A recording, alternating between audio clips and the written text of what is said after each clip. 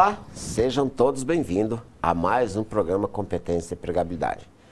Eu sou o professor Sidney, gestor da Central de Carreira e área de egresso do Centro Universitário Internacional Uninter. Nosso programa é transmitido todas as segundas-feiras às 17h30 pela ISTV, TV Profissão, pelo Facebook e YouTube. Este programa fica gravado, caso você não possa estar conosco no dia de hoje. Se você quiser, vai estar disponível aí nas principais plataformas. E o bacana é você que vai estar conosco no dia de hoje.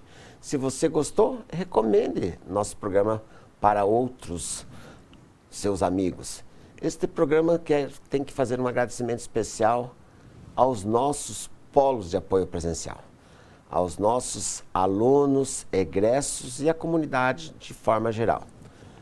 Polo, eu sempre coloco aqui que, de fato, vocês que estão aí na ponta, que fazem a coisa acontecer, são vocês os nossos polos que estão no dia a dia, que conhecem o perfil do nosso aluno, que vive e convive com eles no dia a dia, e são sempre através dos nossos polos que a gente chega até vocês, os nossos alunos de fato.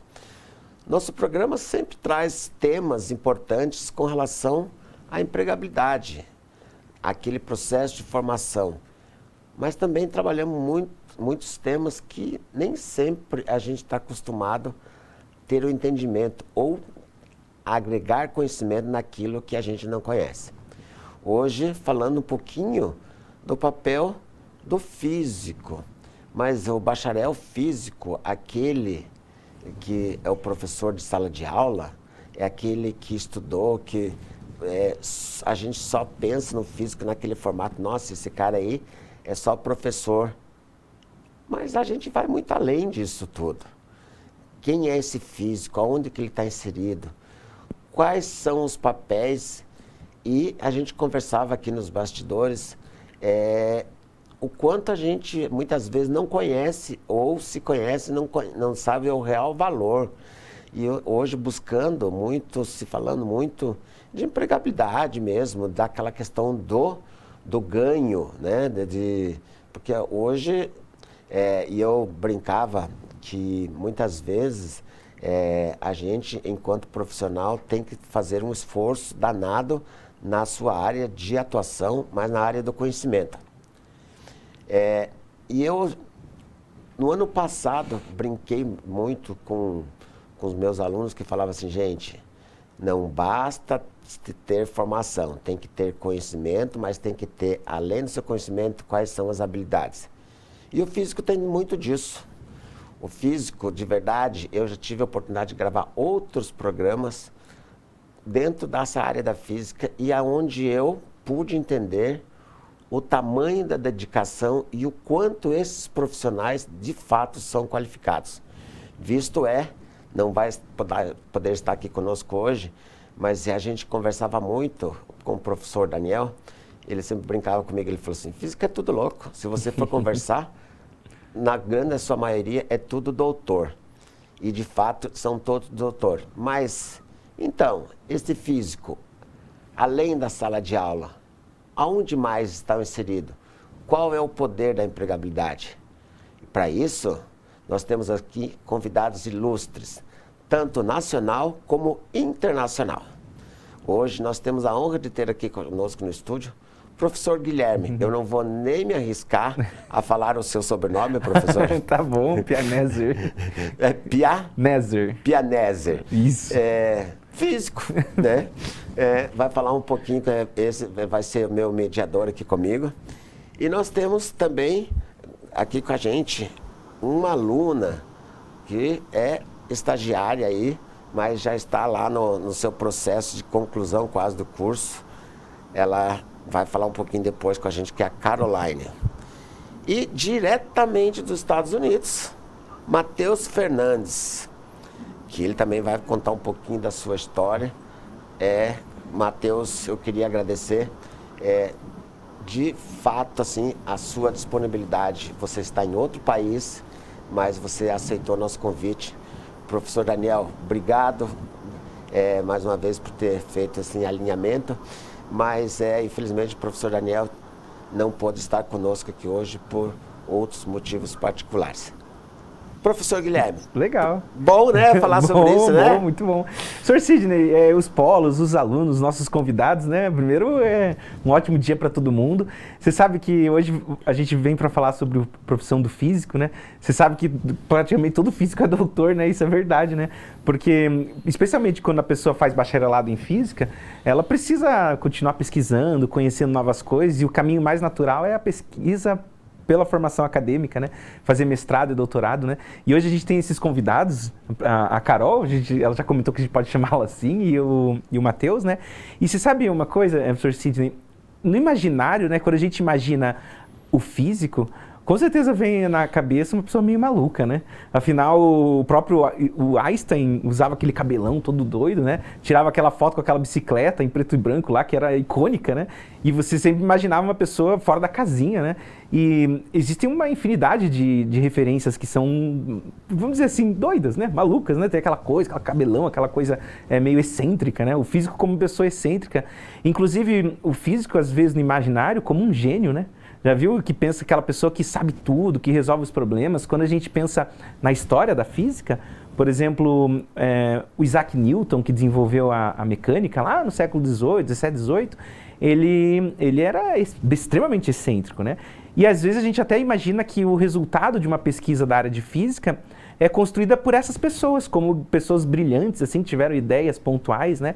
E às vezes a gente esquece que o trabalho que o físico fez no passado e faz hoje em dia é um trabalho coletivo, que ele passou por uma formação que aprendeu com uma infinidade de pessoas e que hoje o trabalho que eles fazem, e sempre foi assim, né, é muito colaborativo.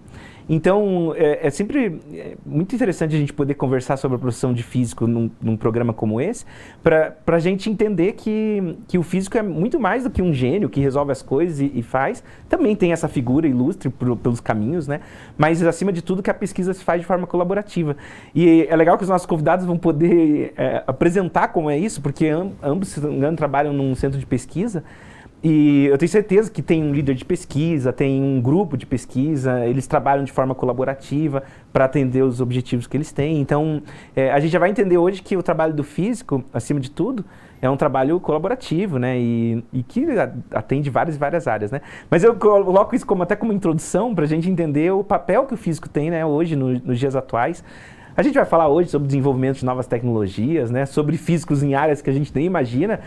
Você citou hoje, antes da entrevista, a física forense, né? E todas essas outras áreas. Então tem bastante campo de trabalho, né? Mas acho que vale a pena a gente dar uma investigada com os nossos... Vale investigado, com certeza. Então, nós podemos chamar a nossa convidada uma física ou físico.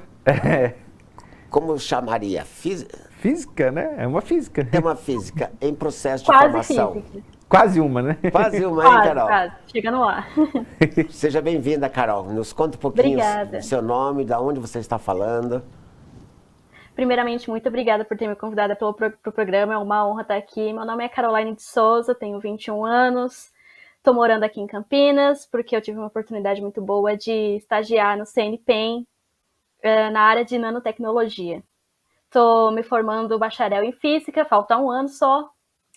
E, bom, sempre tive essa paixão em física desde que eu era criança. E daí só fui me interessando ainda mais com o passar do tempo.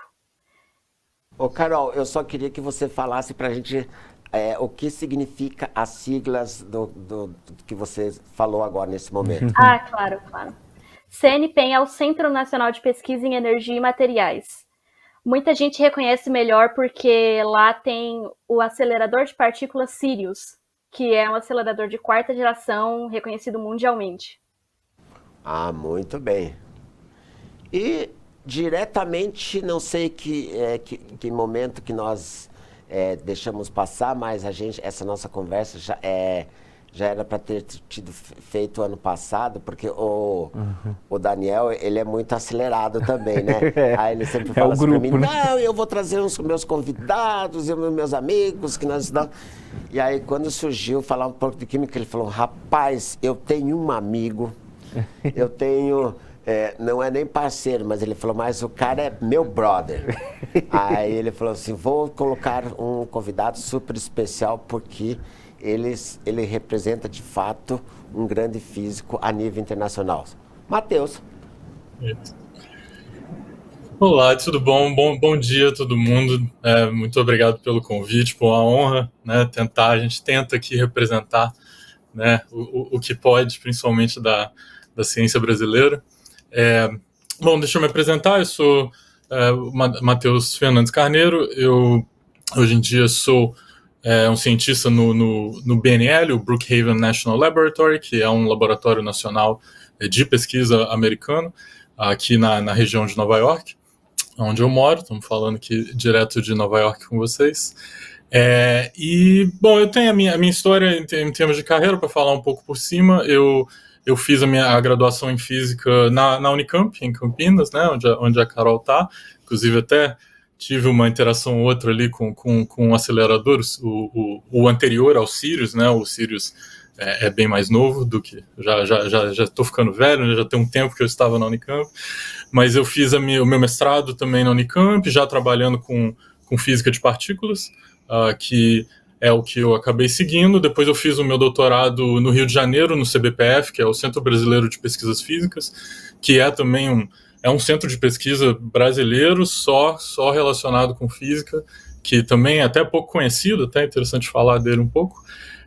Mas, na verdade, eu passei a grande maioria do tempo já baseado nos Estados Unidos, num outro laboratório nacional, no Fermilab, que é na região de Chicago, ali, onde eu fiz a maioria da pesquisa, já trabalhando com uma física mais experimental, né, e a gente pode falar mais especificamente de todas essas coisas se vocês quiserem.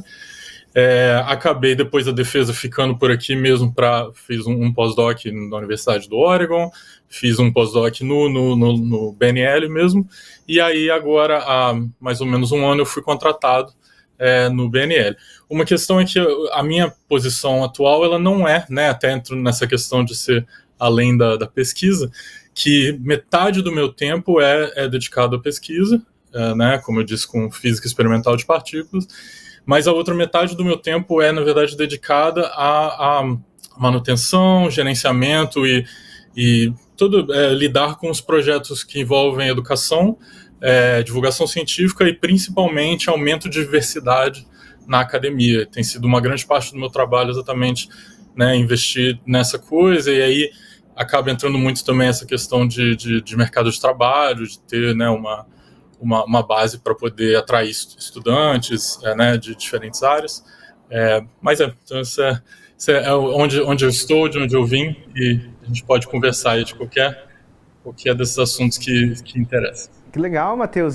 Bom, e Carol, saber o relato, né, a história que vocês passaram. Carol no começo ainda, né, 21 anos, o Matheus um pouco mais para frente, né, e depois de ter feito todas essas atividades, né, pós-doutorado, ter conhecido outra região, né, ido para os Estados Unidos, né, então parabéns pela trajetória de ambos.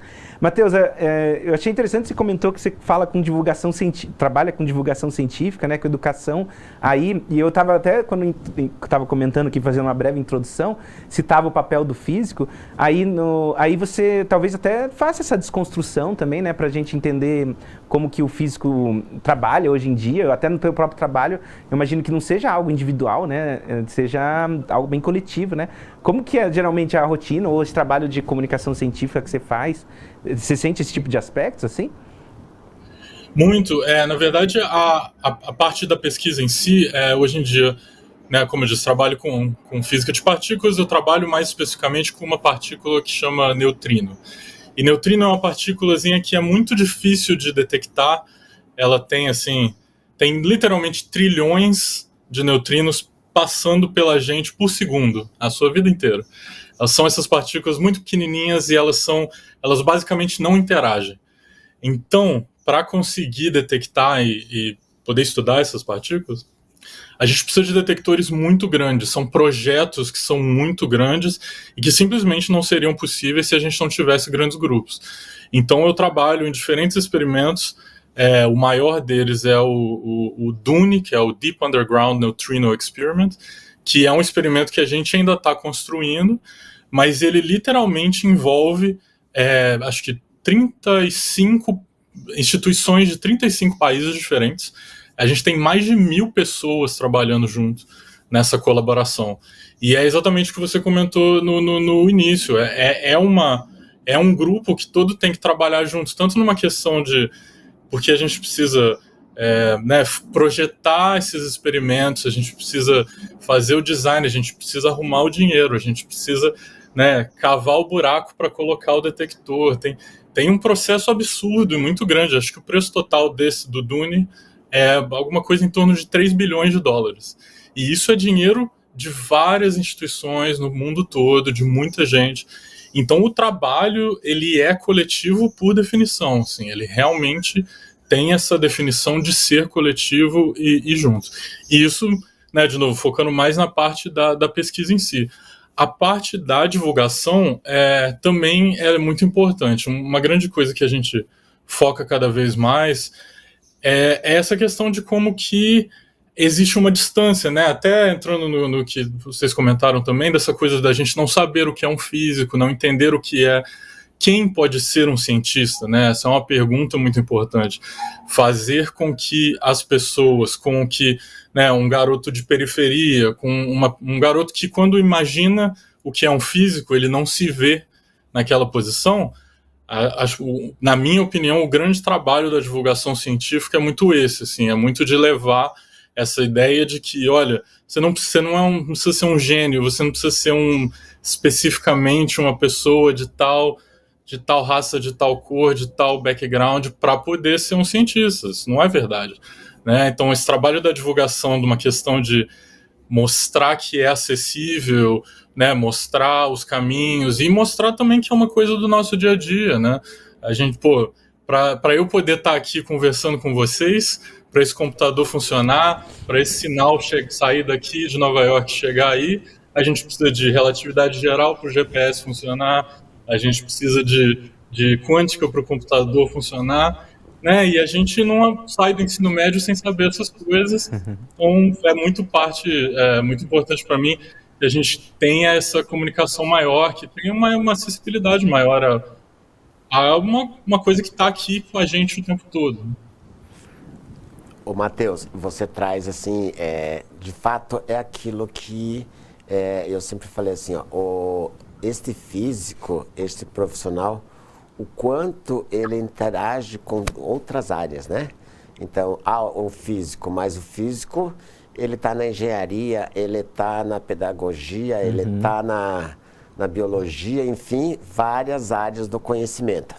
Eu vou deixar um pouquinho, eu quero ir lá com a Carol. Carol, pela fala do Matheus, a gente percebe que o quanto se tem dedicação e, ao mesmo tempo, o quanto ele fala isso com muita precisão e paixão naquilo que ele está fazendo.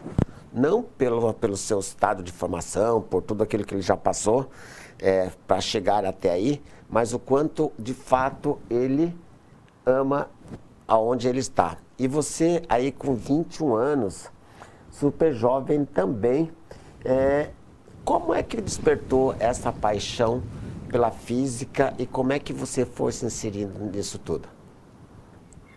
Eu falo assim para as pessoas que parece uma história de contos de fadas, parece uma coisa meio mística, porque eu tenho uma memória muito precisa de quando eu tinha uns 8 anos de idade, que uma noite eu olhei para o céu e eu vi o que na época eu chamei de estrela cadente. E eu perguntei para meus pais, eu perguntei para os meus avós o que é aquilo, como funciona, por que uma estrela caiu do céu. E foi exatamente aquele momento que surgiu essa faísca em mim de querer entender como o universo, como as coisas funcionam. Daí foi pegar livro, ler, assistir filmes assistir série, documentário. As minhas aulas favoritas da escola eram de física. E principalmente essa área da astronomia me interessa muito, achei muito interessante o assunto sobre neutrinos, porque eu também acho uma área de pesquisa muito interessante, essas partículas que vêm do espaço e tudo mais. E você tem que ter muita paixão mesmo pelo que você faz, porque fácil não é. Quem acha realmente que o físico é aquela figura daquela pessoa que é um gênio, que consegue entender as coisas muito fácil, e que tá sempre ali na base das descobertas científicas do mundo. Não é assim. Não é. Além de ser um trabalho em conjunto, requer muito estudo, muita dedicação. E se você não ama o que você faz, você não vai conseguir dedicar esse tempo inteiro para estudar uma área específica, porque a física abrange muitas áreas e você geralmente escolhe uma, e é aí que o físico vai estudar graduação, pós, mestrado, doutorado, e vai se encaixando naquela área muito específica e estudando assuntos cada vez mais aprofundados naquilo. E é o que aconteceu comigo. Muito bem, Carol. É legal, né, Carol, que você coloca outra questão que surge do físico, assim, porque quando você olha para um cometa, era criança, né, uma estrela cadente, fica se perguntando, mas por quê, né? Por que existe isso? Você sabe que a física, a gente sabe, né, mas até para comunicar, né, fazer a comunicação científica, que o Matheus gosta também, a gente sabe que essas perguntas de para onde a gente veio, de onde a gente vem, para onde a gente vai, por que as coisas funcionam de uma forma, funcionam de outra forma, são questões que mobilizam a gente, né, enquanto ser humano. A gente fica se perguntando, mas por quê? Por que eu sou assim? Por que eu faço isso? Por que as coisas são desse jeito?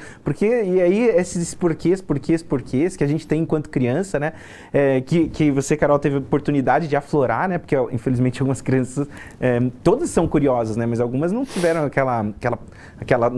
aquele incentivo para ir atrás e tudo, né? É uma característica marcante, assim, no físico, né? E o que chama atenção também, quando, talvez a gente nem imagine, né, mas tem citado essas pesquisas de neutrinos, o acelerador de partículas, né, esses equipamentos gigantescos que, além de desenvolverem novas tecnologias, tem muito por trás de descobrir, por exemplo, questões essenciais do universo, né? Então, o físico como preocupado, qual a origem do universo, qual é o seu funcionamento, faz uma pesquisa, muitas vezes, que responde até questões filosóficas, né? E o que chama atenção é que, em vários momentos da história, a física ela é pesquisada sem um interesse assim, prático. Para a gente saber o que acontece, né? Igual aquele menino malandro assim que bota fogo nas coisas para descobrir porque a coisa funciona, né? Então acontece muito disso, né? A gente pesquisa física, eventualmente, simplesmente para descobrir, para investigar, sabe que tem alguma coisa lá, mas não sabe o que é. E os dois trabalham, né, com acelerador de partículas e eu não sei até que ponto a pesquisa tem avançado, né, para a gente descobrir cada vez coisas novas. Não sei como que é aí, Carol, na região de você, em Campinas, né, no laboratório de nanopartículas, né, nanopartículas, se não me engano, né? E sabe o que é interessante? Que essas partículas desenvolvem, por exemplo, os computadores modernos, desenvolvem transistores, né, todo tipo de dispositivo que permite hoje, como o Matheus comentou, né, a nossa comunicação moderna, computadores super rápidos e coisas do tipo. E como que é a pesquisa aí, então, Carol? Então, eu sou mais dessa área nanotecnológica mesmo. O CNPq abrange várias áreas diferentes, desde a área de física médica, com estudos de remédios, de vírus, de seres vivos, até a área de biocombustíveis e até a área de nanotecnologia.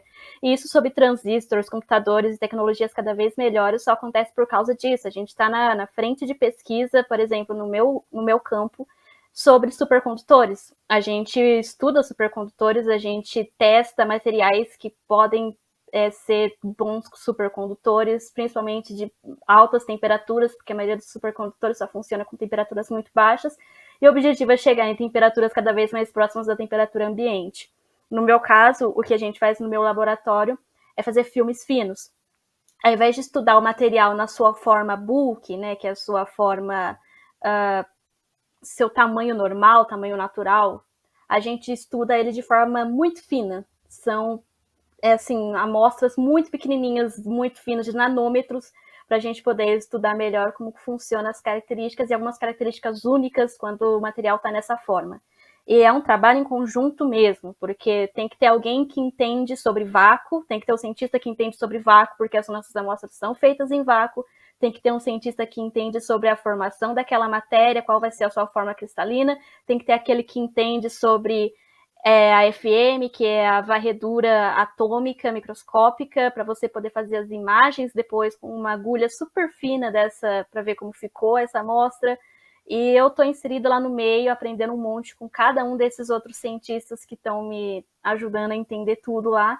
E é essa área que eu mais pesquiso agora, a área de supercondutores de filmes finos. Muito bem. O nosso programa é competência, empregabilidade. Empregabilidade através das suas competências do processo de formação. Matheus nos provou aí, e Carol, que de fato as competências estão dentro aí do seu processo de formação. Matheus, você falou que dentro do seu projeto são mais de 1.000 pessoas trabalhando no projeto e são mais de 30 países. O Brasil está dentro desse projeto? Sim, sim. Esse tem 2 projetos diferentes que eu trabalho. A gente tem uma participação relativamente grande do Brasil, assim, principalmente da Universidade de São Paulo, da USP, da Unicamp, mas de outras universidades menores também. É até uma coisa interessante desse modelo que a gente tem, desse trabalho em grandes colaborações, é que uma universidade menor, que talvez não tenha uma estrutura própria, não tenha um laboratório específico para fazer alguma coisa, mas se você tem alunos, se você tem pessoas para trabalhar, você pode acabar enviando, né, estando na colaboração, enviando um aluno para uma outra universidade para passar um tempo trabalhando. Um trabalho, às vezes, de uma análise de dados, essas coisas, é uma coisa que você pode fazer virtualmente em qualquer computador que tenha internet. Então, essa questão da colaboração maior também dá uma estrutura legal para que instituições menores possam participar, e a gente até, né, a gente tenta sempre tentar expandir para onde a gente pode, principalmente no Brasil. Muito bem. Agora, nós temos uma perguntinha aqui para você, Matheus, do seu amigo Daniel lá. Ele queria que a gente falasse com você, que você contasse um pouquinho para a gente. Deixa eu puxar aqui. Me ajude aqui, Gui. Qual que é a pergunta? Acho que é a pergunta número 3. Da transição da pesquisa? Da transição da pesquisa. Não, nós já falamos sobre isso. Ah, é verdade. Vamos aqui. Daqui a pouco a gente volta a falar sobre isso. Eu queria que você me contasse um pouquinho, de fato, você teve todo esse processo e você acabou chegando aonde você está aí nos Estados Unidos. Nosso programa hoje, principalmente, ele é transmitido por muitos alunos que estão, perdão, num processo do início de carreira, né?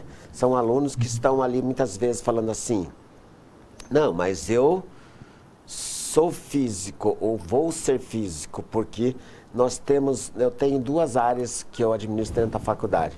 A área que é a área de carreiras e a área que é egresso. O meu aluno, no seu processo de formação, muitas vezes, daí eu queria que, em consenso de vocês, se isso também acontece com o físico. Porque muitas vezes vem aquela pergunta assim, e me formei, e daí? Né? O que vou fazer? Existe aí todo um processo que a gente já vem falando aí, que é a questão que o físico de fato não começa e termina uma graduação. Ele estuda pelo resto da vida praticamente, né? Mas assim, falando do Matheus, né? O Matheus hoje que tem, eu posso dizer que você, já está aqui, é uma carreira consolidada internacionalmente. Isso é um processo que é um processo de fácil acesso, difícil acesso. E como é que se deu essa sua trajetória para você chegar nesse momento, nesse processo?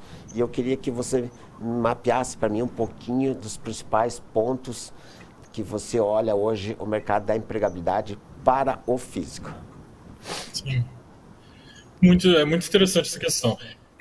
Deixa eu ver, pensando na minha trajetória em si, né, como eu disse, tem essa questão na física que a gente estava falando, que é até mais do que a graduação, né, porque normalmente é muito normal na academia, no caminho do físico, você fazer um mestrado e o doutorado normalmente você já está pensando nessa carreira atrelada a esses outros estudos, né.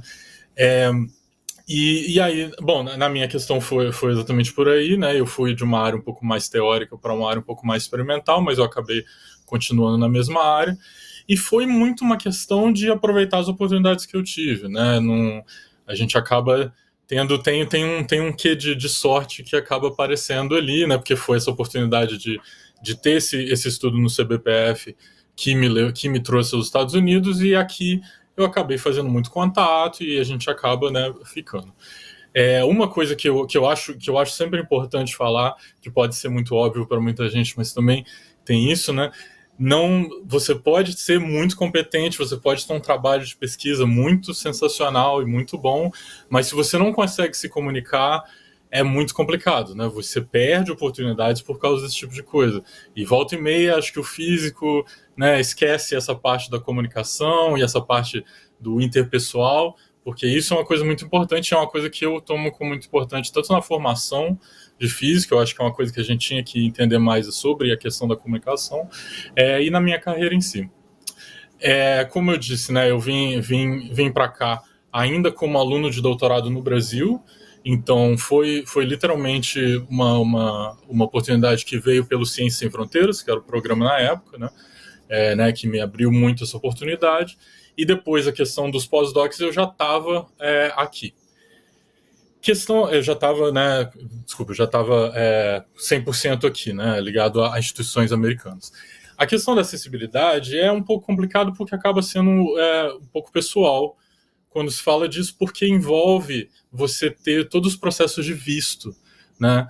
A academia é um jeito, normalmente, que facilita muito essas questões de visto, porque, principalmente, o mercado americano, por exemplo, a formação americana das universidades aqui, né, talvez choque um pouco as pessoas que eu falo isso, mas não é lá muito boa.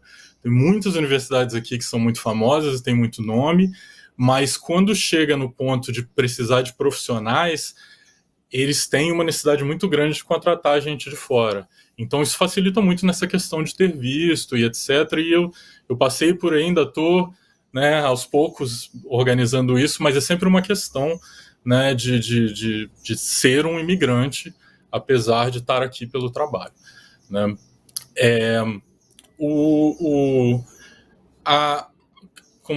Falando de uma coisa mais da empregabilidade, falando da minha experiência, na verdade eu passei uns últimos 2 anos, tentando ver se valia a pena, né? O que você disse que depois que você forma, você tem essa crise de me formei e agora o que fazer.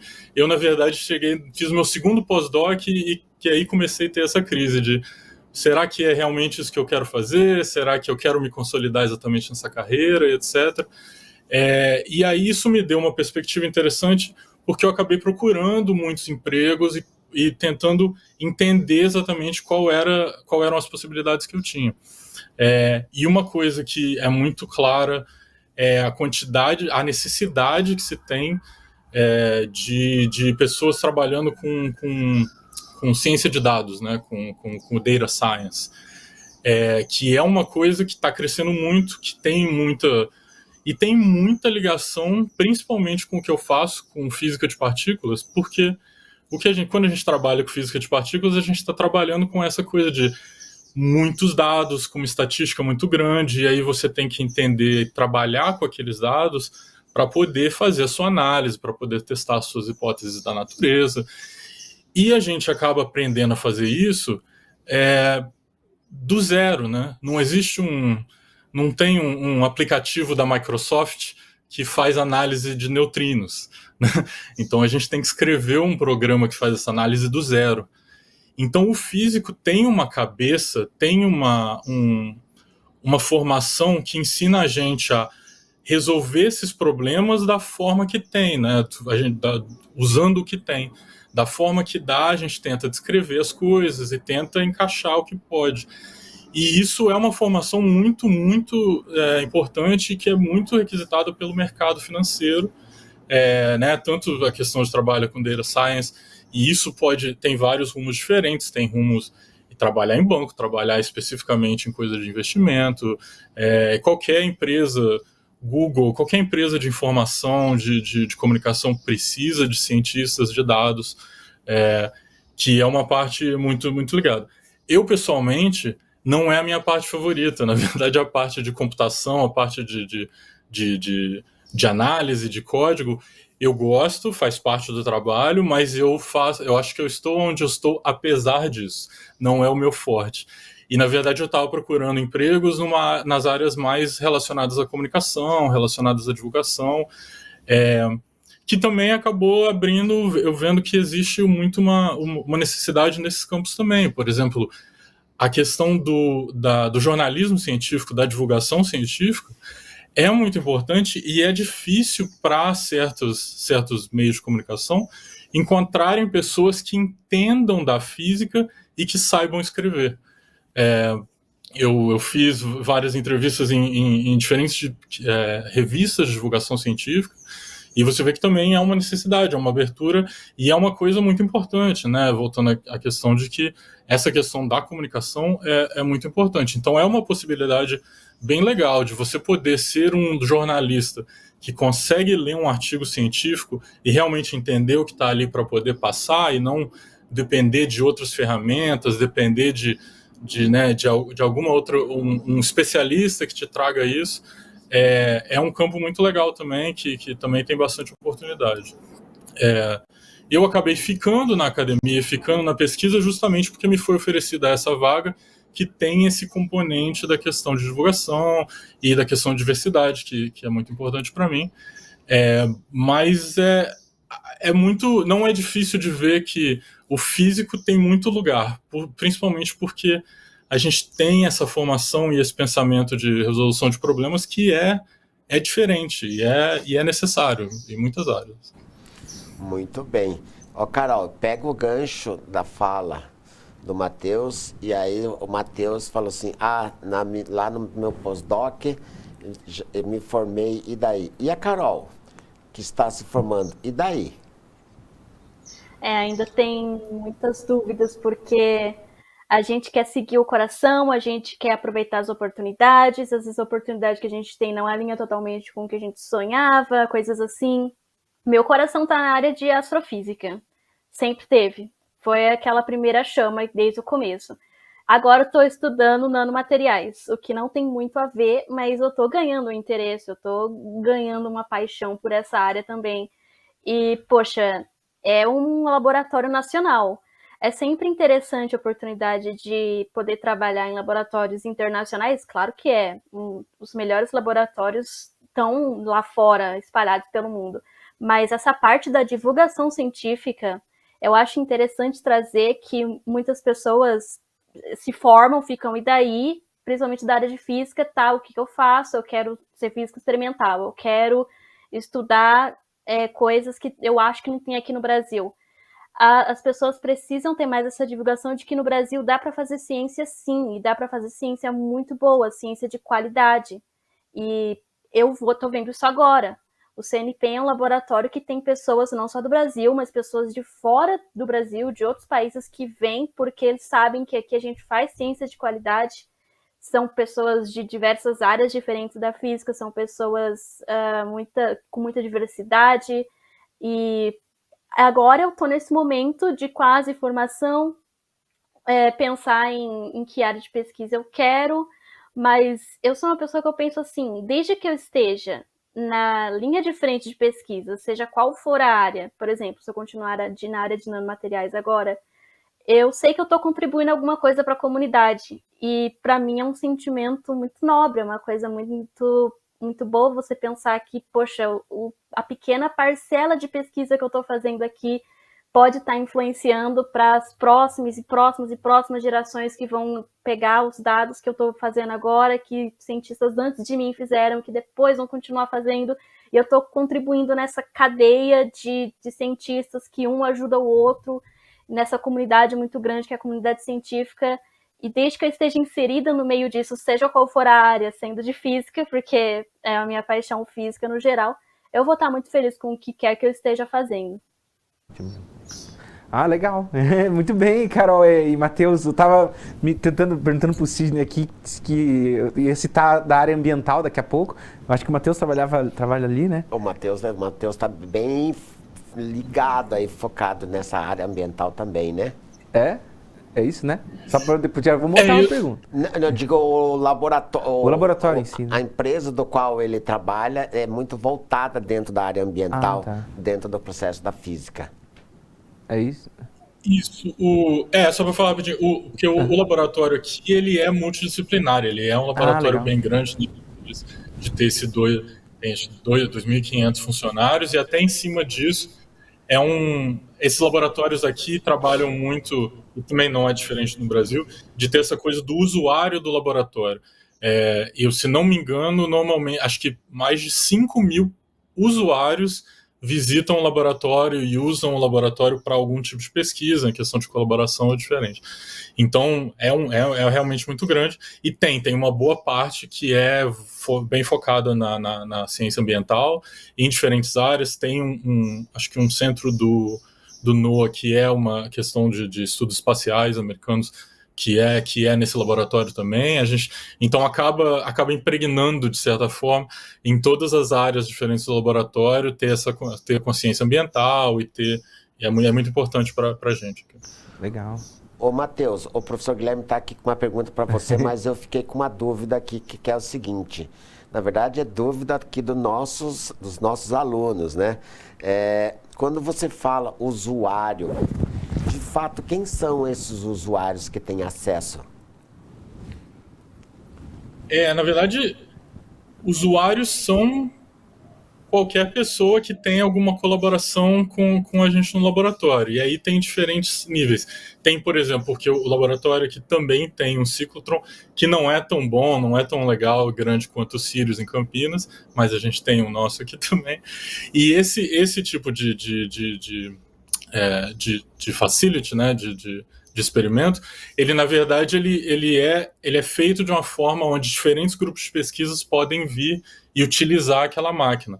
Porque aí você pode escolher, eu quero usar tal tipo de luz e tal tipo de coisa que só essa máquina faz, você consegue ter acesso de poder marcar e vir. Além disso, tem acho que a grande maioria desse número que eu falei, de 5.000, são alunos de diferentes instituições que vêm trabalhar com a gente. Por exemplo, agora no verão, né, e como eu disse, faz parte do meu trabalho gerenciar esses diferentes projetos, agora no verão a gente tem acho que 300 alunos de diferentes lugares nos Estados Unidos, não necessariamente todos americanos, tem vários alunos estrangeiros que estudam, universidades americanas que também têm acesso ao laboratório, e é normal, esses alunos vêm, eles vão passar 10 semanas no laboratório, trabalhando direto com cientistas, com diferentes trabalhos de pesquisa. Então, esse acesso ao laboratório ele é relativamente aberto, contanto que você tem uma colaboração, tem, claro, um processo burocrático. Se você não é um cidadão americano, tem umas 3 semanas aí de burocracia e papelada para você preencher e eles deixarem você entrar, né? Não é aberto dessa forma, mas o acesso em si, se você tem uma justificativa científica para estar ali, a gente está aberto a colaborar. Legal, o professor Sidney aqui já deu um estalo, né? Já vou falar com o Daniel, já quero falar com o Daniel que ele se vire, que eu quero fazer um grupo de estudantes. Você, nosso aluno aí, estudante de física, se prepare para o ano que vem. A gente vai fazer alguma parceria com o laboratório lá do Matheus e nós vamos tentar trabalhar um roteiro para que a gente possa fazer. Porque você sabe que nosso departamento, nosso diretor de internacionalização, ele fica aí nos Estados Unidos também. Ele fica em Boston. Então, estou aqui pensando, vou depois falar com o Daniel, com o professor Guilherme, para a gente pensar alguma coisa, porque eu sempre falo assim, tudo que vem e uma coisa que o Matheus colocou, que eu achei super interessante e que muitas vezes, por exemplo, fala assim, o físico é uma pessoa que ele tem dificuldade de comunicação, mas o Matheus acabou falando pra gente que, de fato, a comunicação é super importante aí nesse processo. Então, esse físico que está querendo hoje fazer parte do universo a nível de conhecimento, de trocar conhecimento, de fazer conhecimento, porque física é conhecimento para uma geração, para futuros milênios. tem que ter comunicação. Professor, desculpa, acabei. Não, pode. Mas foi um start que me deu aqui. E a tua pergunta que você estava lá para fazer. Eu tava já pensando também. Você sabe que um dos nossos estudantes é dos Estados Unidos, né? Do curso de bacharelado em física. A Cristiana Zimmer, se não me engano o nome dela. Ela é nossa estudante, sempre de lá, e faz bacharelado em física. Ah, que bacana. Tá aí próximo de você. E deve ter outros ainda, mas é que eu já me lembrei dela já de eu cabeça. Já vou levantar. Por exemplo, primeiro eu vou entender o cenário, mas você me aguarde que você já me deixou com vontade de fazer coisinhas internacionais aqui com os físicos. Que bom, né? Sidney, sabe, Daniel, Carol, ouvindo as duas falas muito ricas, né? Muito.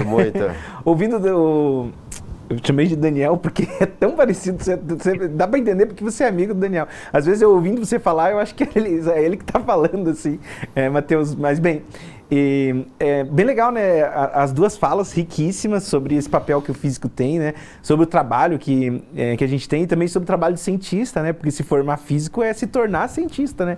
Então, parabéns pela comunicação, pela forma de se expressar, vocês estão super bem eu até queria deixar, acho que a gente está caminhando meio para o fim, né? Não, ainda temos tempo. Sabe que eu estava pensando esses dias, a gente tem acompanhado a tragédia, por exemplo, por isso que eu perguntei do ambiental, né? A tragédia tem acontecido no Rio Grande do Sul, né? E você sabe que há 2, 3 anos atrás eu acompanhei um relatório de um pesquisador, um cientista, né? Claro que era uma outra área de geografia ou de... Bem, acredito que seja da área de geografia. E ele explicava sobre como os níveis de chuva no local eles estavam aumentando ao longo dos anos. E ele tinha todo o controle estatístico de dados, né, mostrando o que aconteceu há 10 anos atrás, como estava o nível dos rios e como a cada ano que passava os níveis estavam sistematicamente aumentando. E ele fez um alerta 2, 3 anos atrás, no plenário, inclusive, indicando que havia um risco muito grande de enchente. Infelizmente, a gente tem visto o que está acontecendo no país, né? E aí, olha só que interessante, né? Um cientista avisando sobre alguma coisa, né? Porque hoje, na comunicação científica, um dos grandes papéis que a gente tem é de passar informações que são consolidadas, né? Contra aquelas que a gente chama de fake news, né? E hoje, a mídia, né? O espaço público, né? Se tornou um espaço, qualquer um fala qualquer coisa. Só que para a gente afirmar uma verdade dentro da ciência, é uma coisa que demanda muita pesquisa, muito tempo, né? No trabalho do Matheus, no estágio da Carol, são vários e vários pesquisadores, vários cientistas para afirmarem uma coisa, né? Para a gente poder dizer que tal coisa vai acontecer ou deixar de acontecer, que o funcionamento de um dispositivo é assim ou é daquele jeito, assim por diante. Então eu só queria pontuar, mas na verdade era isso, né? O papel que o cientista tem, como a gente, seja físico, seja outras áreas, como a gente precisa valorizar o trabalho que essas pessoas fazem, especialmente quando faz também comunicação científica, né, Matheus? E entender como isso é central para explicar, né, o funcionamento das coisas, como a gente precisa de estudo, né, a gente não entende as coisas de uma forma tão simples assim, as coisas são muito complexas, né. Então eu só queria fazer esse comentário, mas acho que o Matheus trabalha também, né, comunicação científica, tudo, né. Sim, e realmente é um comentário muito importante porque é isso, né, não só o cientista conseguir se comunicar, mas a gente também tem um canal de comunicação onde a gente também é ouvido, né. E até também entro nisso, eu acho que além da comunicação também é importante a gente politizar a questão da ciência, né? A ciência não é uma coisa que existe sozinha, né, num vácuo, num canto, né? A gente tem que entender que ciência também é uma coisa política que está aí. E exatamente, né? Tem a questão do cientista poder e querer fazer a pesquisa dele e poder, né, ter, por exemplo, esses dados de questão de clima e de tentar entender e prevenir o que vai acontecer, mas aí tem que ter um canal, tem que ter uma questão ali para ele ser ouvido, para ele ser levado a sério, para que isso se torne, né, para que isso seja uma base de políticas públicas, né? Então a gente tem que tomar esse espaço, né? Como você disse, a internet está aí para todo mundo falar o que quiser hoje em dia, mas é problemático quando as pessoas não sabem o que e quem elas deveriam ouvir, né? Ouvir a fake news é difícil, é impossível de parar as pessoas de falarem a fake news, mas a gente tem que trabalhar em fazer com que as pessoas percebam que a fake news está ali e não engaje. Então eu acho que a gente tem que trabalhar essa questão da comunicação e da politização mesmo, de que a gente está aí, né, para o benefício se a ciência é para o benefício da humanidade, de todo mundo, a gente tem que realmente aplicar e se fazer ouvir, né? Muito bem. Acho que a gente tem o propósito, a gente sempre fala, a gente queria falar muito mais, explorar muito mais todas as áreas, né? Então falamos aqui um pouquinho sobre, colocado ali para o nosso convidado, a física no mercado financeiro, física médica, física ambiental, física de plasma, não chegamos a falar sobre isso, mas também é uma área que dá para ser explorada. Mas o que dentro do meu processo aqui de pesquisa me chamou muita atenção, isso eu falava com você nos bastidores, e eu queria que vocês falassem assim um pouquinho, qual é o entendimento de vocês dentro, por que é importante falar tudo isso? Por que eu, dentro da minha pesquisa, é um ato que eu sempre digo assim, a gente tem que pensar no processo de conhecimento, mas a gente também tem que pensar que o meu conhecimento tem que, para tudo isso, eu preciso ter um ganho. E esse ganho tem que ter um espaço que seja confortável. E aí eu descobri, porque eu não sou físico, eu só sou formado em administração, tenho aí meus processos de comunicação, trabalho, mas assim, este programa é muito interessante porque eu trabalho assim, o ano inteiro com diversos temas. Isso aqui é um presente lá da professora Dinamara, porque toda semana eu consigo entender um pouquinho de cada, da formação de cada área. Mas o que me chamou a atenção, professor, é a questão do físico forense, né? E aí eu falava assim, falei, nossa, lá na minha infância, o meu sonho era ser investigador criminal. Eu adorava aquele CSI, não sei o quê. aí eu fui ver que, de fato, esse físico é um puta de um profissional de mercado, e daí fui olhar, tem um monte de concurso aberto. Tem. E paga super bem, né, professor? Super. Fala um pouquinho, professor, do físico forense. Claro, né? Uma outra possibilidade de atuação do físico, né? E também físico forense para estudar e investigar os crimes, as causas dos crimes, e usam ferramentas de físicos, né? Bem, eu não me lembro todos os nomes daquelas ferramentas, acho que os dois podem até me ajudar, mas aquelas ferramentas que fazem detecção de partícula, que descobre o que é o fluido que tem na cena do crime, qualquer coisa nesse sentido, né? E o físico ajuda nisso, justamente porque uma das habilidades, né, que é trabalhada dentro do curso é a dedução, né? Então o físico tem muito disso de tentar, como se fosse um trabalho investigativo. Quando os dois trabalham lá no laboratório de partículas, uma das ideias é investigar, e você deduz o que pode acontecer. Então esse trabalho de detetive, aqui é detetive mesmo, permeia a formação do físico, porque a gente precisa investigar o cenário. Veja só, né, o Matheus até apontou que lá no laboratório ele teve que desenvolver o próprio programa, porque nenhum programa do Excel ou de qualquer outra ferramenta faz o que ele precisa que seja feito. Então é um trabalho investigativo. Quais são as variáveis que vão afetar, o que tem que fazer? A gente não sabe, porque o físico trabalha muitas vezes com uma coisa inovadora. Você precisa descobrir o que está acontecendo e você não tem outra resposta. Não é algo que alguém já investigou certas áreas, né? Então você sequer sabe o que vai fazer, qual que é o caminho que você tem que percorrer e tudo. Então você começa um trabalho de investigação, de contornando o problema, de descobrindo o que está acontecendo. Então é um trabalho bem rico, né? E, obviamente, depois, quando você cai numa área aplicada, como física forense, né? Detecção de crimes e coisas do tipo, eu acredito que o físico, inclusive, ganha bem, né? Ganha muito bem. Vocês querem falar um pouquinho sobre? Claro. Não, o senhor não é o único. Eu também tenho muito interesse nessa área criminal. Já pensei em física forense, já foi uma possibilidade que eu imaginei, porque eu também me interesso muito por casos criminais e essas coisas. O que o professor estava falando é que, dependendo da difração que acontece, dependendo do comprimento de onda da luz, por exemplo, luz ultravioleta, você consegue descobrir que tipos de fluidos que estavam na cena do crime, fora outras coisas como descobrir quanto tempo esse corpo está morto. Dá para fazer uma estatística dependendo da temperatura que estava o ambiente, a temperatura que está o corpo agora, quanto tempo demora para essa temperatura ir diminuindo, tipo as condições onde o corpo estava, como que há quanto tempo está acontecendo a decomposição. Não depende só de química. Muitas pessoas pensam, é química, é um processo químico, a decomposição do corpo. Não, depende das condições físicas do local também. E é uma área que realmente não é conversada muito sobre, né? Porque é uma coisa macabra, até uma coisa meio mórbida, mas a gente depende desses profissionais. Imagina, às vezes até, dependendo do caso, saber a trajetória que uma bala teve, onde até atingiu o corpo. Já vi casos assim, que teve que ser calculada a trajetória da bala. Não, eu inclusive falei para minha secretária antes de vir para o estúdio, eu falei assim, levanta todos os concursos abertos. Aí eu descobri que do Paraná fechou dia 30 agora. Então, na próxima segunda-feira, vai estar lá no portal Central de Carreira, entra lá no nosso site, vai estar disponível todas as disponibilidades de vagas que estão abertas para o concurso físico forense. Sabe por quê? Porque me chamou muita atenção a questão do ganho, professor.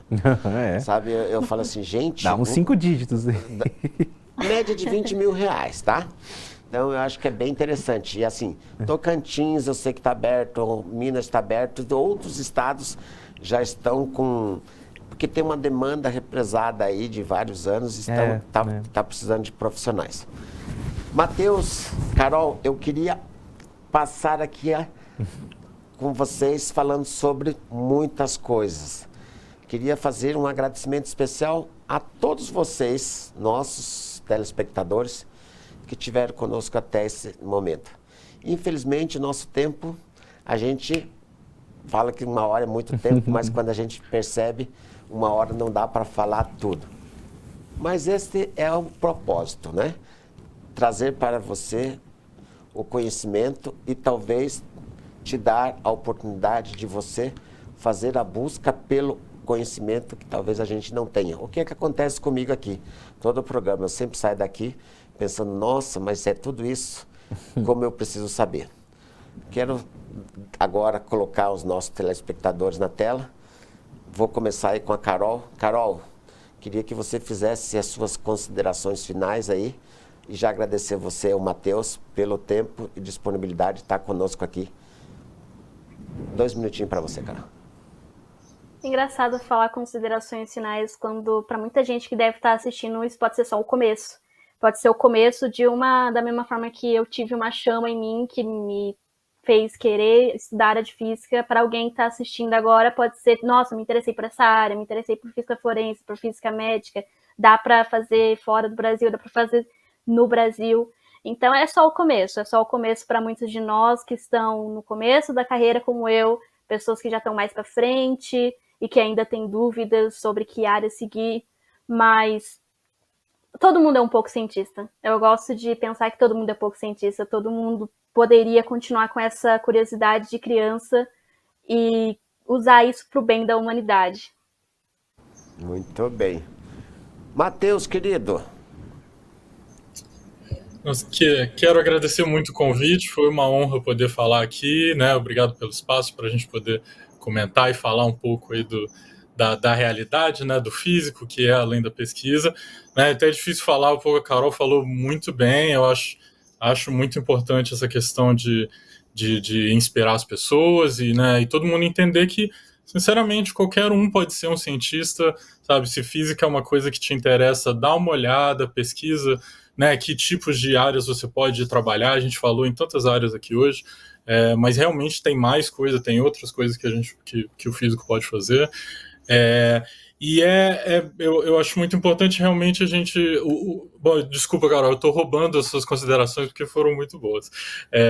Essa questão de ser só o início, realmente, se é uma coisa que interessa você que está vendo isso, corre atrás, olha e entenda, né? E isso é uma coisa que eu posso falar aqui de um ponto muito específico. Eu estou nos Estados Unidos, eu trabalho com gente de diferentes universidades, Ivy Leagues, etc. Entenda que a formação universitária no Brasil é muito boa. Você que está se formando no Brasil, tá? Você tem uma formação muito boa, muito competitiva no mercado internacional.